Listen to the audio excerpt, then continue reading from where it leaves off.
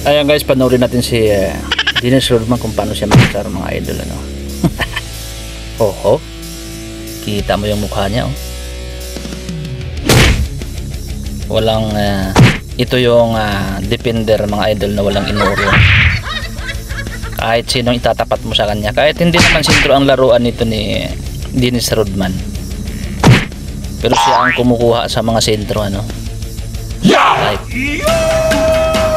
Like Shaquille O'Neal noong dekada 90. Ito si Shawn Kemp, dekada 90 rin ito mga idol, no. Yung malalakas na mga player noong araw, Shawn Kemp, ayan, isang player na malakas.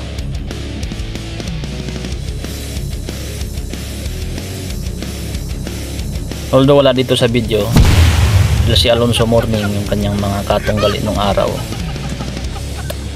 ano, kita mo siya, oh. Dinadaan niya sa mindset, oh. Mindset. Nakikita mo siya dito talagang, kaya nga binabansagan itong The Worm dahil lumilingkis ito sa kalaban mga idol, itong si Dennis Rodman, ano. Kahit sinong player ito napipikon sa kanya. Saka ang ganda ng katawan nito mga idol, talagang ang katawan niya talaga kung baga pang wrestler, no. High flyer pa, dahil ito yung tumatao kay Jordan nung dekada 80, no.